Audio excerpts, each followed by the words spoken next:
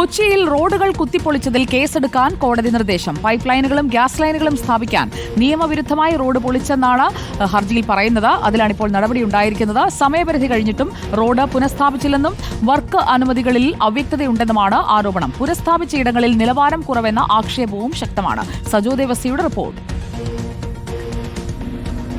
നല്ല നിലവാരത്തിൽ കിടക്കുന്ന റോഡുകൾ കുത്തിപ്പൊളിക്കുക, പിന്നീട് അതിന്റെ പുനഃസ്ഥാപനം അനന്തമായി നീളുക. സംസ്ഥാനത്തുടനീളം നമ്മൾ നിരന്തരമായി സാക്ഷ്യം വഹിക്കുന്ന കാഴ്ചകളാണ്. ഇവിടെ തന്നെ ഞാൻ ഇപ്പോൾ നിൽക്കുന്നത് തമ്മനം കത്രിക്കടവ് റോഡിലാണ്. ഇതൊരു ഇന്റർലോക്ക് റോഡാണ്. ഇന്റർലോക്ക് റോഡ് മാത്രമല്ല, BMC നിലവാരത്തിൽ ചെയ്ത റോഡുകളും വാട്ടർ അതോറിറ്റിയും വിവിധ ഏജൻസികളും പലതരം കരാറുകളുടെയും പൈപ്പ് സ്ഥാപനത്തിന്റെയും ഒക്കെ പേരിലായിരിക്കും കുത്തിപ്പൊളിക്കുക. പിന്നീട് അതിന്റെ സാങ്ഷന്റെ കാര്യത്തിൽ പോലും പലപ്പോഴും അവ്യക്തതയുണ്ടാകാറുണ്ട് എന്നതാണ്. ഇത് ഒരു ഇന്റർലോക്ക് റോഡാണ്. ഇത് സാധാരണഗതിയിൽ നല്ല നിലവാരത്തിൽ ആ ഭാഗത്ത് കാണുന്നത് പോലെയാണ്. പക്ഷേ കുത്തിപ്പൊളിച്ചതിന് ശേഷമുള്ള അവസ്ഥയാണിത്. യഥാർത്ഥത്തിൽ ഈ പല സ്ഥലത്തും ഇത് പുനഃസ്ഥാപിച്ചു എന്നുള്ള അവകാശവാദമുണ്ട്. ഈ വാഹനങ്ങളൊക്കെ പോകുന്നത് നമുക്ക് കാണാം. പക്ഷേ പുനഃസ്ഥാപിച്ചാലും പലപ്പോഴും സിമെന്റ് ഇട്ട് മെറ്റലിട്ട് നിറയ്ക്കുക, ഈ ഇന്റർലോക്ക് തന്നെ അത് പാകമാകാത്ത രീതിയിൽ പുനഃസ്ഥാപിക്കുക, അതിനുശേഷമുള്ള അവസ്ഥയാണ്. വാഹനങ്ങൾ പോകുന്ന അവസ്ഥയൊക്കെ നമുക്ക് ഈ ദൃശ്യങ്ങളിൽ കാണാം. വലിയ കുഴിയാണ് ഇവിടെ. ഈ കാര്യത്തിൽ ഒരു നിയമപോരാട്ടം, ഈ റോഡിന്റെ അടക്കം കൊച്ചിയിലെ പല റോഡിന്റെയും കാര്യത്തിൽ നിയമപോരാട്ടം നടത്തിയിട്ടുള്ള അഡ്വക്കേറ്റ് ഫിർദൌസ് നമ്മളോടൊപ്പം ചേരുകയാണ്. അതായത് ഇതിൽ പലപ്പോഴും സംഭവിക്കാറ് ഇതെങ്ങനെ കുത്തിപ്പൊളിച്ചതിന് ശേഷം ആർക്കാണ് സാങ്ഷൻ എന്ന് പോലും അറിയില്ല, എന്തൊക്കെയോ നടക്കും. അതാണോ? അതെ, ഈ റോഡുകൾ ഇത് മാത്രമല്ല, ഒരു 4 റോഡുകളോളം കുത്തിപ്പൊളിക്കുന്നതിന്റെ ശ്രദ്ധയിൽപ്പെട്ടതിന്റെ അടിസ്ഥാനത്തിൽ ഞാൻ പലരുടെയും പോലീസിന് ഒരു പരാതി നൽകിയിരുന്നു.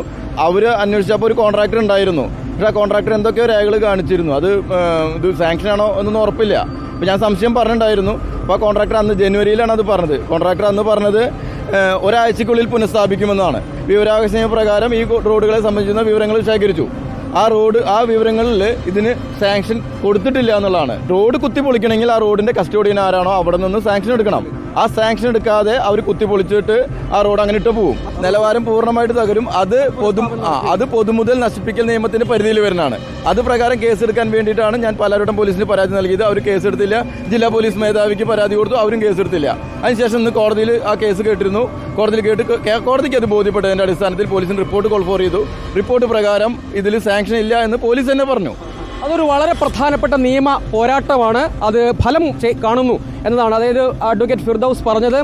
ഇതിൽ പലപ്പോഴും ആരാണോ റോഡിന്റെ കസ്റ്റോഡിയൻ, ആ കസ്റ്റോഡിയന്റെ അനുമതി യഥാർത്ഥത്തിൽ വേണ്ടതാണ്. തോന്നുംപടി കുത്തിപ്പൊളിക്കുകയാണ്. ഇവിടെ ഇതൊരു ഇന്റർലോക്ക് റോഡാണ്.